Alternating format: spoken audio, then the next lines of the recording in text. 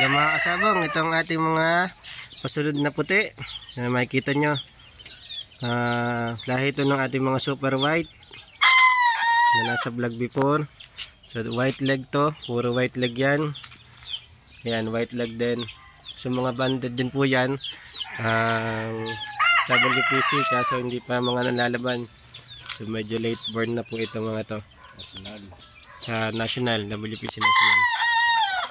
Yan. Ito po yung iba, yellow leg. Dalawa yung variation natin. Light yellow at saka white leg. So isa po yung pinanggalingan natin dyan na lahi. So ito pa yung dalawa.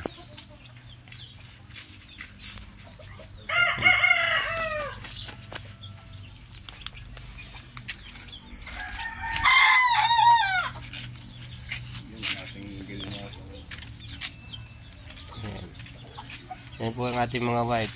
Yan ang bagong kuha natin ng materialis na gilmot. Ayan, may pasunod tayong white. Yan mga sisiw natin. So yung ano natin, ito naman galing naman sa anak na nung main hen natin. So ito is anak ng 2 times to. So yan, malapit na sila manlaban. Tumitilap na yung iba. So yung isa na pungusan na natin. Ayan, ang pinanggalingan nito daw ay all lines ng White Horton.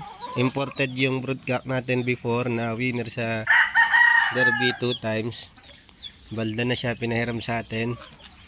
Nag-anak siya ng puting inahin. Tapos yung puting inahin, yun, puro mataas ang percentage talaga nung nilalabas niya. So ito is mga variation na to ng ano, mga anak to ng puting inahin natin sa anong kapatid. White leg. Medium to high yung station nila. So madalas dito ano, medium station na lang kasi masyadong namutanda yung inahin natin. Ayan. Ang problema lang natin yung inahin, since hybrid vigor nga siya, medyo hindi siya naglalabas ng babae. Masyado, bihira. So ang makikita ninyo, puro tandang yan, wala kaming ano, pulet. So yun yung ginawa namin ngayon, nag-try kaming i-breed yung anak nila. So dito makakuha kami yung babae na puti. May chance na mayroong babae dito, yon yung isang yan. Pero hindi pa yan sure, mukhang alanganin pa rin yan. Ang nilalabas niyang mga pulit, kulay pula lang. So pag puti, tandang. So itong mga pasunod namin, galing na to sa anak niyang tandang. So may chance na magkaroon na ng puting pulit.